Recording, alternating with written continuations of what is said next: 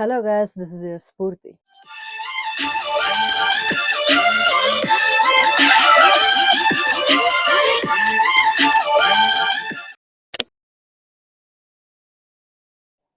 So ತುಂಬ ದಿನ ಆದಮೇಲೆ ಯೂಟ್ಯೂಬಲ್ಲಿ ಒಂದು ಇನ್ಫಾರ್ಮೇಟಿವ್ ವಿಡಿಯೋ ಮಾಡ್ತಾ ಇದ್ದೀನಿ. ಯಾವುದ್ರ ಬಗ್ಗೆ ಅಂದರೆ ಬಂಗಾರಸ್ ಕೆರೆಲಿಯೋಸ್ ಆ್ಯಂಡ್ ಲೈಕೋಡನ್ ಆಲಿಕಸ್.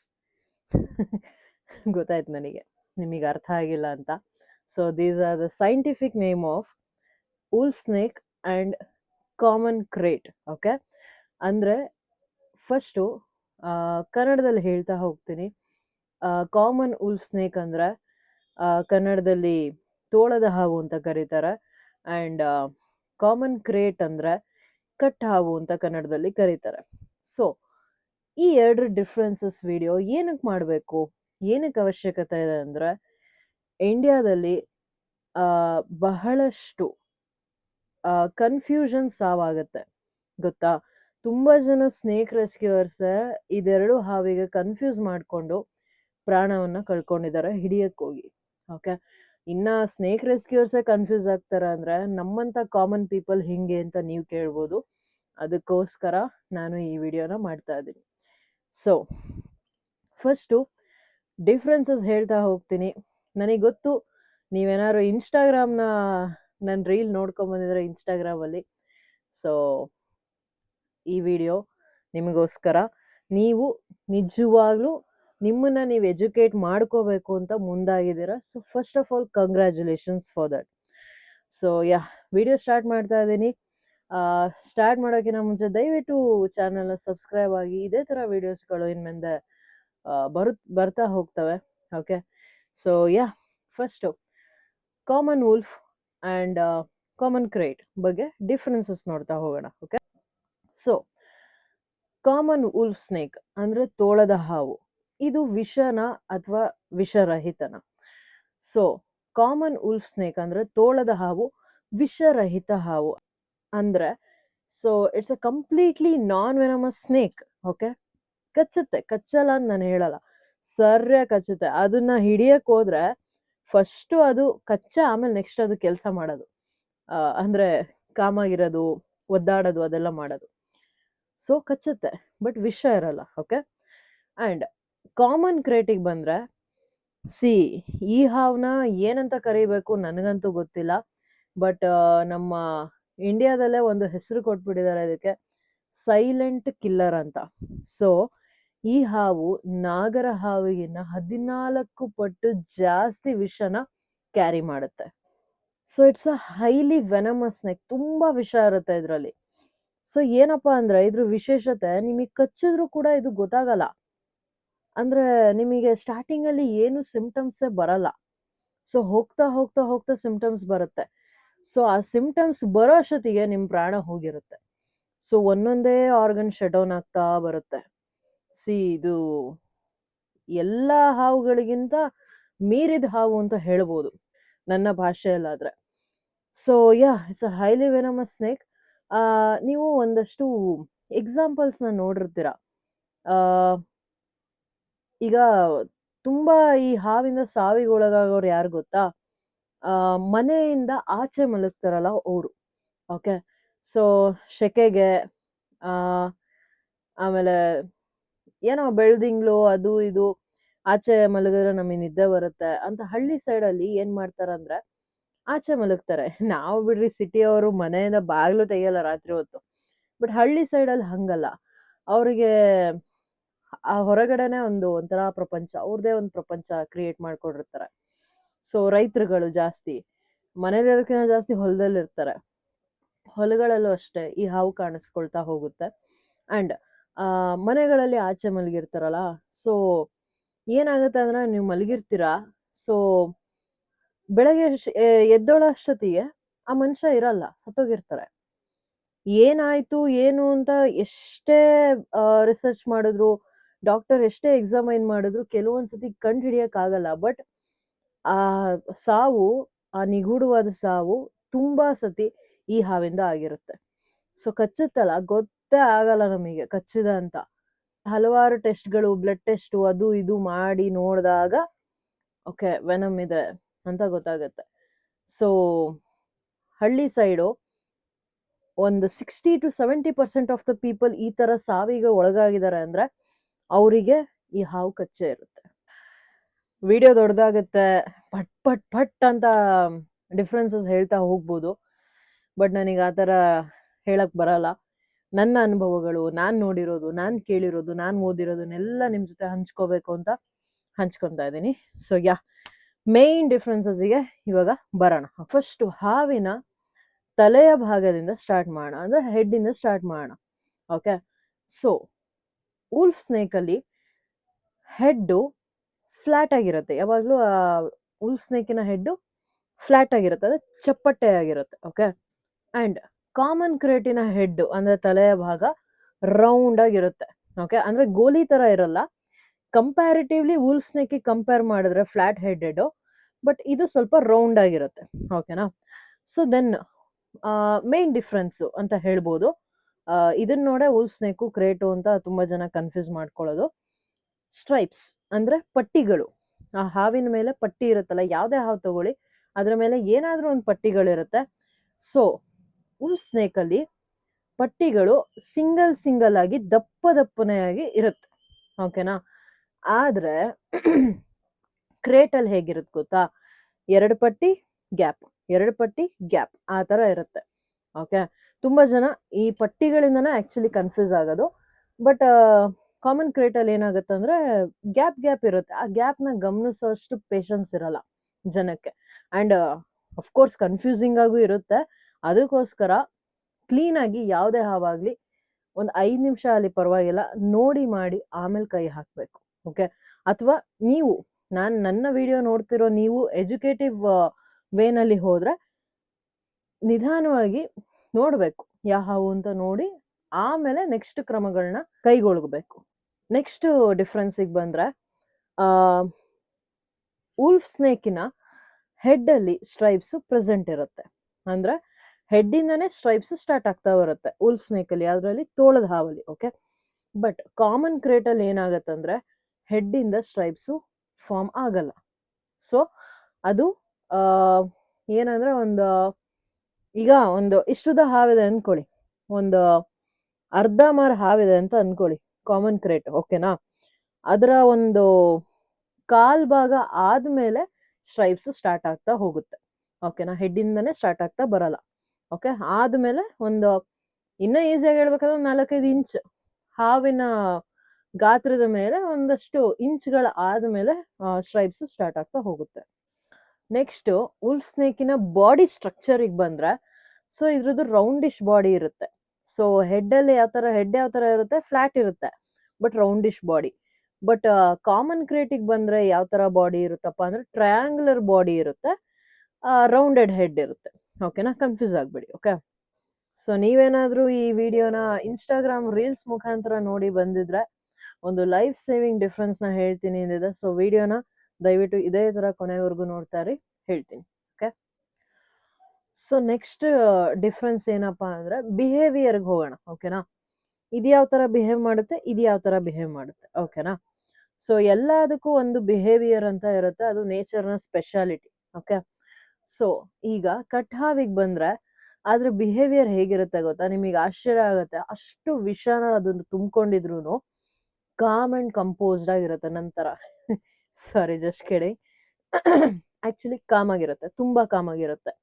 ಸೊ ಮೋಸ್ಟ್ಲಿ ಇದೇ ಬಿಹೇವಿಯರ್ ಇಂದ ಅನ್ಸುತ್ತೆ ತುಂಬಾ ಜನ ಸುಮ್ಮನಿದೆ ಬಿಡು ಹಾವು ಏನು ಮಾಡಲ್ಲ ಅಂತ ಕೈ ಹಾಕಿ ಹಚ್ಚಿಸ್ಕೊಂತಾರೆ. ಬಟ್ ವೂಲ್ಫ್ ಸ್ನೇಕ್ ಇದೆಯಲ್ಲ, ಸಿಕ್ಕಾಪಟ್ಟೆ ಹೈಪರ್ ಆಕ್ಟಿವ್. ಅದು ನಾನು ಮೊದ್ಲೇ ಹೇಳಿದ್ದೆ ನಿಮಗೆ, ನಾವೇನಾದ್ರೂ ಕೈ ಹಾಕಿದ್ರೆ ಫಸ್ಟ್ ಕಚ್ಚ ಆಮೇಲೆ ಮಾತಾಡೋದು. ತುಂಬಾ ಜನ ಹೇಳ್ತಾರಲ್ಲ, ಅವನ ಹತ್ರ ಹೋಗ್ಬೇಡಪ್ಪ, ಫಸ್ಟ್ ಕೆಟ್ಟ ಮಾತಾಡ ಆಮೇಲೆ ಕರೆಕ್ಟ್ ಆಗಿ ಮಾತಾಡೋದವನು ಅಂತ. ವೂಲ್ಫ್ ಸ್ನೇಕ್ ಆತರ. ಓಕೆನಾ? ಅಂಡ್ ನನಗೆ ಇನ್ನೊಂದು ಎಕ್ಸಾಂಪಲ್ ಬಂತು ಕೊಡಕ್ಕೆ, ಅಂದ್ರೆ ಕಟ್ ಹಾವಿಗೆ. ಸೊ ಅದು ಕಾಮ್ ಆಗಿರುತ್ತಲ್ಲ, ಅಷ್ಟು ವಿಷ ತುಂಬಿಕೊಂಡಿದ್ರು ಈ ಜನಗಳನ್ನ ನೋಡ್ಬೋದು, ನಿಮ್ ಸುತ್ತಮುತ್ತನೇ ಇರ್ತಾರೆ ಒಂದಷ್ಟು ಜನಗಳು, ತಲೆಯಲ್ಲಿ ಏನು ಇರಲ್ಲ ಆಯ್ತಾ, ಅರ್ಧಂಬರ್ಧ ತಿಳ್ಕೊಂಡಿರ್ತಾರೆ, ಹಿಂಗ್ ಅಳ್ಳಾಡ್ತಿರ್ತಾರೆ. ಸೊ ಅವರು ವೂಲ್ಫ್ ಸ್ನೇಕ್ ಕಂಪೇರ್ ಮಾಡ್ಬೋದು ನೀವು. ಕಠಾವಿಗೆ ಎಂಥವ್ರನ್ನ ಕಂಪೇರ್ ಮಾಡ್ಬೋದು ಗೊತ್ತಾ? ತುಂಬಾ ಕಾಮ್ ಆಗಿರ್ತಾರೆ, ತುಂಬಾ ಶಾಂತ ರೀತಿಯಿಂದ ವರ್ತಿಸ್ತಾ ಇರ್ತಾರೆ. ಅವ್ರ ಪಾಡಿಗೆ ಅವರು ಕೆಲ್ಸ, ಮನೆ, ಅವ್ರದ್ದೇನಿದೆ ಪ್ರೋಗ್ರೆಷನ್ಸ್ ವರ್ಕ್‌ಗಳು ಅಷ್ಟೇ ಮಾಡ್ಕೊಂಡಿರ್ತಾರೆ. ಬಟ್ ಅವ್ರನ್ನ ನೀವು ಮಾತಾಡಿಸಿದಾಗ ಮಾತ್ರ ಸಿಕ್ಕಾಪಟ್ಟೆ ವಿಚಾರಗಳು ಆಚೆ ಬರುತ್ತೆ. ಸೊ, ಅವ್ರನ್ನ ನಾವು ವಿಚಾರವಂತರು ಅಂತ ಹೇಳ್ತೀವಿ. ಅಂದ್ರೆ ಕಾಮ್ ಆಗಿರ್ತಾರಲ್ಲ, ಸೈಲೆಂಟ್ ಆಗಿರ್ತಾರಲ್ಲ, ಅಂಥವ್ರ ತಲೆನಲ್ಲಿ ಜಾಸ್ತಿ ವಿಷಯಗಳಿರುತ್ತೆ. ಅದೇ ತರ ಕಠಾವಿನ ಆ, ಒಳಗಡೆ ಜಾಸ್ತಿ ವಿಷಯ ಇರುತ್ತೆ. ಸೊ ಯಾಹ್! ಬೆಳವಣಿಗೆಗೆ ಬಂದ್ರೆ ಅಂದ್ರೆ ಲೆಂತ್ ಬಂದ್ರೆ ಆ, ವುಲ್ಫ್ ಸ್ನೇಕು ತುಂಬಾ ಸಣ್ಣ ಹಾವು. ಮ್ಯಾಕ್ಸಿಮಮ್ ನಿಮಗೆ ಒಂದು ಅಡಲ್ಟ್ ವುಲ್ಫ್ ಸ್ನೇಕೆ ಒಂದು 80 ಸೆಂಟಿಮೀಟರು ಅಥವಾ ಒಂದು 30-40 ಇಂಚು ಬೆಳಿಬೋದಷ್ಟೆ. ಅದೇ ರೀತಿ ಕಠಾವಿಗೆ ಬಂದ್ರೆ ದೊಡ್ಡ ಹಾವು ಆಕ್ಚುಲಿ. ಒಂದು 5-6 ಅಡಿವರೆಗೂ ಬೆಳೆದಿದೆ ಅನ್ನೋದನ್ನ ನಾನು ಕೇಳಿದ್ದೀನಿ. ಅಂಡ್ ವಿಡಿಯೋಸ್ ಅಲ್ಲೂ ನಾನು ನೋಡಿದ್ದೀನಿ. ಅಂತ ದೊಡ್ಡ ಹಾವುಗಳನ್ನು ನಾನು ನೋಡಿದ್ದೀನಿ. ಬಟ್ ನನಗಿನ್ನೂ ಅಂತ ದೊಡ್ಡ ಹಾವು ಸಿಕ್ಕಿಲ್ಲ. ಸಣ್ಣ ಪುಟ್ಟ ಕ್ರೇಟ್ಸ್ ಮರಿಗಳು ನಾನು ರೆಸ್ಕ್ಯೂ ಮಾಡಿದ್ದೀನಿ. ಓಕೆ. ಸೊ ಯಾವ ತರ ಮರಿ ಹಾಕುತ್ತೆ ನೆಕ್ಸ್ಟ್ ಅಂದ್ರೆ ದೀಸ್ ಆರ್ ಓವಿಪ್ಯಾರಸ್. ಓವಿಪ್ಯಾರಸ್ ಅಂದ್ರೆ ಎಗ್ ಲೇಯಿಂಗ್ ಅಂತ. ಓಕೆನಾ? ಅಂದ್ರೆ ಇದು ಮೊಟ್ಟೆಯನ್ನ ಇಡುತ್ತೆ. ಓಕೆ, ಈ ಹಾವುಗಳು ಅಂದ್ರೆ ಕಾಮನ್ ಕ್ರೇಟ್ ಆಗಿರ್ಬೋದು, ಕಾಮನ್ ವುಲ್ಫ್ ಆಗಿರ್ಬೋದು, ಎರಡೂ ಹಾವು ಮೊಟ್ಟೆಗಳನ್ನ ಇಡುತ್ತೆ. ಒಂದ್ಸತಿಗೆ 2 ಹಾವುಗಳು ಒಂದು 5ರಿಂದ ಒಂದು 12 10-12 ಮೊಟ್ಟೆವರೆಗೂ ಇಡುತ್ತೆ. ಅಂಡ್ 2 ಹಾವುಗಳು ಯಾವ್ಯಾವ ಪ್ರದೇಶದಲ್ಲಿ ಕಾಣಿಸ್ತಪ್ಪ ಅಂದ್ರೆ ಅಫ್ಕೋರ್ಸ್ ನಮ್ಮ ಇಂಡಿಯಾದಲ್ಲಿ ಇದ್ದೇ ಇದೆ. ಸೊ ಕೆಲವೊಂದು US ಕಂಟ್ರೀಸ್ ಅಲ್ಲೂ ಕಾಣಿಸುತ್ತೆ. ಪಾಕಿಸ್ತಾನ, ಶ್ರೀಲಂಕಾ, ಆಮೇಲೆ ಚೀನಾ ಆಗಿರ್ಬೋದು. ವುಲ್ಫ್ ಸ್ನೇಕ್ ಆಕ್ಚುಲಿ ಚೀನಾದಲ್ಲಿ ತುಂಬಾ ಕಾಣಿಸ್ಕೊಳ್ಳುತ್ತೆ. ಸೊ ಚೀನಾ, ಇಂಡಿಯಾ ಪಕ್ಕ ಪಕ್ಕ ಇರೋದ್ರಿಂದ ಸೊ ಬಂದಿರ್ಬೋದು. ಹಂಗೆ ಹಾಯ್ ಮಾಡಿ ಹೋಗೋಣ ಅಂತ. ಏನಪ್ಪಾ ಅಂದ್ರೆ ಒಂದು ಕಂಟ್ರಿಯಿಂದ ಇನ್ನೊಂದು ಕಂಟ್ರಿಗೆ ಕಲರ್ಸ್ ಚೇಂಜ್ ಆಗುತ್ತೆ. ಪಟ್ಟಿಗಳು ಸೇಮ್ ಇರುತ್ತೆ. ಕೆಲವೊಂದ್ ಕಡೆ ಪಟ್ಟಿಗಳು ಚೇಂಜ್ ಆಗುತ್ತೆ. ಸೊ ಬಟ್ ಆ ದೇಶದಲ್ಲಿ ಯಾವುದೇ ದೇಶಕ್ಕೆ ನೀವು ಹೊಸದಾಗಿ ಹೋದಾಗ ಆ ದೇಶದ ಪ್ರಾಣಿಗಳ ಬಗ್ಗೆ ಸ್ಟಡಿ ಮಾಡಿ ಅನ್ನೋದು ನನ್ನ ಒಂದು ಸಲಹೆ. ಅಲ್ಲಿರೋ ವೈಲ್ಡ್ ಲೈಫು, ಅಲ್ಲಿರೋ ಡೊಮೆಸ್ಟಿಕ್ ಅನಿಮಲ್ಸು ಅದ್ರ ಬಗ್ಗೆ ನೀವು ಸ್ಟಡಿ ಮಾಡಿರಿ. ಅಲ್ಲಿರೋ ಸ್ನೇಕ್ಸ್.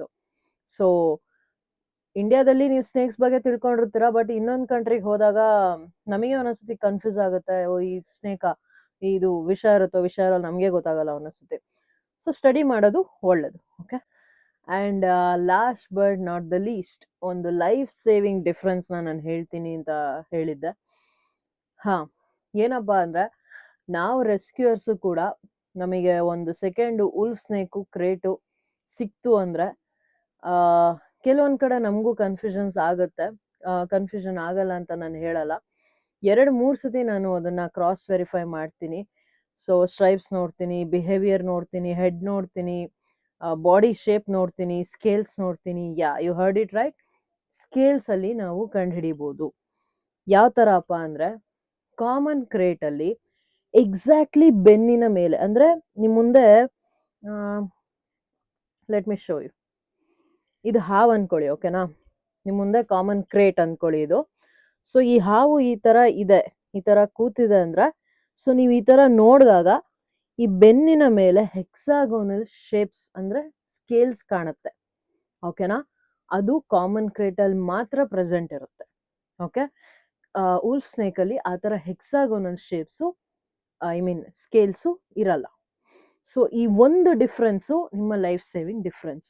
ನಿಮಗೆ ಸಿಕ್ತಾ ವುಲ್ಫು ಕಾಮನ್ ಕ್ರೇಟು ಸಿಕ್ತಾ ಅಥವಾ ವುಲ್ಫ್ನ ನೀವು ಕಾಮನ್ ಕ್ರೇಟ್ ಅಂತ ಕನ್ಫ್ಯೂಸ್ ಆಗ್ತಾ ಇದ್ದೀರಾ? Just C the scales. Okay. So this is the life saving difference. ನಾವು ಒಂದೊಂದ್ಸತಿ ಇದನ್ನ ನೋಡೇನೆ ಆಮೇಲೆ ಕೈ ಹಾಕೋದು. ಸೊ ಇನ್ನೊಂದೇನಪ್ಪಾ ಅಂದ್ರೆ ಕಲರ್ಸು ಬರುತ್ತೆ ಆಕ್ಚುಲಿ. ಸೊ ಜಾಸ್ತಿ ಕನ್ಫ್ಯೂಸ್ ಆಗೋದು ಏನ್ ಗೊತ್ತಾ? ಕಾಮನ್ ಕ್ರೇಟು ಬ್ಲ್ಯಾಕ್ ಇದ್ರೆ ಓಕೆ, ಬ್ರೌನು ಬರುತ್ತೆ ಕೆಲವೊಂದ್ಸತಿ ಬ್ರೌನು ಇರುತ್ತೆ. ವುಲ್ಫ್ ಸ್ನೇಕು ತುಂಬಾ ಬ್ರೌನು. ಎರಡನ್ನೂ ಜೊತೆಗಿಟ್ರೆ ಹೆಂಗ್ ಕನ್ಫ್ಯೂಸ್ ಆಗುತ್ತೆ ಹಂಗ್ ಕನ್ಫ್ಯೂಸ್ ಆಗುತ್ತೆ. But I hope this video has worked for you. So ನಿಮಗೆ ಕಮೆಂಟ್ಸ್ ಅಲ್ಲಿ ಏನೇ ಡೌಟ್ ಇದ್ರು ಹಾಕಿ. ಅಂಡ್ ನಿಮಗೆ ಇನ್ನೂ ಒಂದಷ್ಟು ಏನಾದ್ರು ಡಿಫ್ರೆನ್ಸಸ್ ಗೊತ್ತಿದ್ಯಾ? ಸೊ ಅದನ್ನು ನನಗೂ ತಿಳಿಸ್ಕೊಡಿ, ನಾನು ತಿಳ್ಕೊತೀನಿ. ಕಮೆಂಟ್ಸ್ ಓದೋರ್ಗು ಅದು ಗೊತ್ತಾಗುತ್ತೆ. ಅಂಡ್ ಈ ವಿಡಿಯೋ ನಿಮಗೆ ಇಷ್ಟ ಆಗಿದೆ ಅಂತ ನಾನು ಭಾವಿಸ್ತಾ ಇದ್ದೀನಿ. ನಿಮಗೂ ಇಷ್ಟ ಆಗಿದ್ರೆ ದಯವಿಟ್ಟು ಲೈಕ್ ಮಾಡಿ, ಶೇರ್ ಮಾಡಿ, ಕಮೆಂಟ್ ಮಾಡಿ. ಅಂಡ್ ನನ್ನ ಚಾನಲ್ನ ದಯವಿಟ್ಟು ಸಬ್ಸ್ಕ್ರೈಬ್ ಮಾಡಿ. ಇನ್ಸ್ಟಾಗ್ರಾಮಲ್ಲಿ ಫೇಸ್ಬುಕ್ಕಲ್ಲಿ ನೀವು ತೋರಿಸ್ತಾ ಇರೋ ಸಪೋರ್ಟು ಅಪಾರ. ಸೊ ಅದೇ ಥರ ನನ್ನ ಯೂಟ್ಯೂಬಲ್ಲೂ ಸಪೋರ್ಟ್ ಮಾಡಿ. ಇನ್ಫಾರ್ಮೇಟಿವ್ ವಿಡಿಯೋಸ್ಗಳನ್ನ ನಾನು ಮಾಡಿಕೊಡ್ತೀನಿ. ಆ್ಯಂಡ್ ಇನ್ನೊಂದೇನಪ್ಪ ಅಂದರೆ ಒಂದು ಸೂಚನೆ ಅಂತ ಹೇಳ್ಬೋದು. ಸೊ ಈ ವಿಡಿಯೋಯಿಂದ ನಾನು ಯಾರಿಗೂ ಸ್ನೇಕ್ಸ್ನ ಹಿಡೀರಿ, ರೆಸ್ಕ್ಯೂ ಮಾಡಿ ಅಂತ ನಾನು ಯಾರಿಗೂ ಪ್ರೊವೋಕ್ ಮಾಡ್ತಾ ಇಲ್ಲ. This video is only for a educational purpose. Okay, so ಯಾವುದೇ ಹಾವಿರಲಿ ದಯವಿಟ್ಟು ಅದರಿಂದ ದೂರ ಇರಿ, ಅದಕ್ಕೆ ತೊಂದರೆ ಮಾಡೋಕ್ಕೆ ಹೋಗಬೇಡಿ. ಸೊ ನಾವು ಅದಕ್ಕೆ ತೊಂದರೆ ಮಾಡೋಕ್ಕೆ ಹೋದ್ರೇ ಅದು ನಮಗೆ ತೊಂದರೆ ಮಾಡೋಕ್ಕೆ ಬರೋದು. ನೀವು ಆರಾಮಾಗಿ ದೂರ ನಿಂತ್ಕೊಂಡೆ call some snake experts, snake ರೆಸ್ಕ್ಯೂರ್ಸಿಗೆ ಫೋನ್ ಮಾಡಿ, ಸ್ನೇಕ್ ಎಕ್ಸ್ಪರ್ಟ್ಸಿಗೆ ಫೋನ್ ಮಾಡಿ. ಆ್ಯಂಡ್ ಹಲವಾರು ವಿಡಿಯೋಸ್ ನೋಡಿರ್ತೀರ, ನನ್ನ ವಿಡಿಯೋಸು ನೀವು ನೋಡಿರ್ತೀರ ನಾವು ರೆಸ್ಕ್ಯೂ ಮಾಡೋ ರೀತಿನ. ಸೊ ಅವರೇ ಮಾಡ್ತಾರೆ, ನಾವೇನು ಮಾಡೋದು? Don't do that. ಓಕೆ, ಒಂದು ಪೈಪ್ ಹಿಡ್ಕೊಂಡು ಒಂದು ಕೋಲ್ ಹಿಡ್ಕೊಂಡ ತಕ್ಷಣ ಆಗಲ್ಲ. ಸೊ ಅದಕ್ಕೆ ಆದ ಟ್ರಿಕ್ ಇರುತ್ತೆ. ಸೊ ಅದರದ್ದೇ ಆದ ಒಂದಷ್ಟು ರೂಲ್ಸ್ ಆ್ಯಂಡ್ ರೆಗ್ಯುಲೇಷನ್ಸ್ ಇರುತ್ತೆ, ಅಲರ್ಟ್ನೆಸ್ ಇರುತ್ತೆ. ಓಕೆನಾ? ಸೊ ಅದನ್ನು ದಯವಿಟ್ಟು ಯಾರು ಫಾಲೋ ಮಾಡೋಕ್ಕೆ ಹೋಗಬೇಡಿ. ದಯವಿಟ್ಟು ಯಾವುದೇ ಹಾವು ಕಂಡ್ರಿ ಅದನ್ನು ದೂರ ಇರಿ. ನಿಮಗೆ ಗೊತ್ತಾಯ್ತಾ ಹಾವು ಯಾವುದು ಅಂತ? ಸೊ ನೀವು ಕಾಲ್ ಮಾಡಿರೋ ಸ್ನೇಕ್ ರೆಸ್ಕ್ಯೂರಿಗೆ, ಸರ್ ಈ ಹಾವಿದೆ, ಇಂಥ ಹಾವಿದೆ, ಇಂಥ ಹಾವು ನನಗೆ ಅನ್ನಿಸ್ತಾ ಇದೆ ಅಂತ ನೀವು ಫೋನ್ ಮಾಡಿದ್ರೆ ಅವ್ರು ಬರ್ಬೇಕಾದ್ರೆ ಒಂದಷ್ಟು ಮೆಂಟಲಿ ಪ್ರಿಪೇರ್ ಆಗಿ ಬರ್ತಾರೆ. ನಾನು ಈ ಥರ ರೆಸ್ಕ್ಯೂ ಮಾಡಿದ್ರೆ ಈಸಿ ಆಗುತ್ತೆ, ಈ ಥರ ರೆಸ್ಕ್ಯೂ ಮಾಡಿದ್ರೆ ಈಸಿ ಆಗುತ್ತೆ.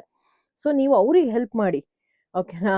ನಿಮಗೆ ನೀವೇ ಹೆಲ್ಪ್ ಮಾಡ್ಕೊತೀನಿ ಅಥವಾ ಹಾವನ್ನ ನಾನೇ ರೆಸ್ಕ್ಯೂ ಮಾಡಿಬಿಡ್ತೀನಿ ಆ ಥರ ಎಲ್ಲ ಹೋಗಕ್ಕೆ ಹೋಗಬೇಡಿ. ಓಕೆನಾ? ಅದಕ್ಕಂತಾನೆ ಸ್ನೇಕ್ ರೆಸ್ಕ್ಯೂರ್ಸ್ ಇರುತ್ತೆ, ದಯವಿಟ್ಟು ಅವ್ರಿಗೆ ಕಾಲ್ ಮಾಡಿ. So they will come and rescue ಮಾಡಿಕೊಂಡು ತೊಗೊಂಡೋಗಿ ಎಲ್ಲಾದರೂ ಒಂದು ಫಾರೆಸ್ಟ್ ಏರಿಯಾದಲ್ಲಿ ಅವ್ರು ಅದನ್ನು ರಿಲೀಸ್ ಮಾಡ್ತಾರೆ. ಓಕೆನಾ?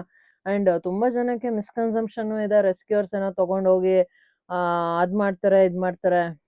ಏನೂ ಮಾಡಲ್ಲ. ಎಥಿಕಲ್ ರೆಸ್ಕ್ಯೂರ್ಸ್ ಅಂತ ಯಾರ್ಯಾರು ಇರ್ತಾರಲ್ಲ ಅವ್ರುಗಳೆಲ್ಲರೂ ಫಾರೆಸ್ಟ್ ಏರಿಯಾಗೆ ಅದನ್ನು ಬಿಡೋದು. ಓಕೆನಾ? ಅಂಥ ರೆಸ್ಕ್ಯೂರ್ಸ್ನ ಸಪೋರ್ಟ್ ಮಾಡಿ. ಆ್ಯಂಡ್ ಬೇರೆ ರೆಸ್ಕ್ಯೂರ್ಸ್ಗೂ ಎಥಿಕಲ್ ರೆಸ್ಕ್ಯೂರ್ಸ್ಗೂ ಒಂದೇ ತಕ್ಕಡಿಲಿ ಹಾಕಬೇಡಿ. ತುಂಬ ಜನ ರೆಸ್ಕ್ಯೂರ್ಸ್ ಇಲ್ಲ, ಸ್ನೇಕ್ ಕ್ಯಾಚರ್ಸ್ ಇದ್ದಾರೆ, ಅವರು ಇವರು ಎಲ್ಲರೂ ಬೇರೆನೆ. ಸೊ ಹಾಗಾಗಿ ಅವ್ರು ಅದನ್ನು ತೊಗೊಂಡೋಗಿ ಫಾರೆಸ್ಟ್ ಏರಿಯಾಗೆ ಬಿಡ್ತಾರೆ, ನೀವು ಅದಕ್ಕೆ ಹೆಲ್ಪ್ ಮಾಡಿ. Okay, thank you and thanks for watching. So this is your Spoorthi signing off. ದಯವಿಟ್ಟು ವಿಡಿಯೋ ಇಷ್ಟ ಆಗಿದ್ರೆ ಲೈಕ್ ಮಾಡಿ, ಶೇರ್ ಮಾಡಿ, ಕಮೆಂಟ್ ಮಾಡಿ ಆ್ಯಂಡ್ ನನ್ನ ಚಾನಲ್ನ ಸಬ್ಸ್ಕ್ರೈಬ್ ಮಾಡೋದು ಮರಿಬೇಡಿ. Thank you so much.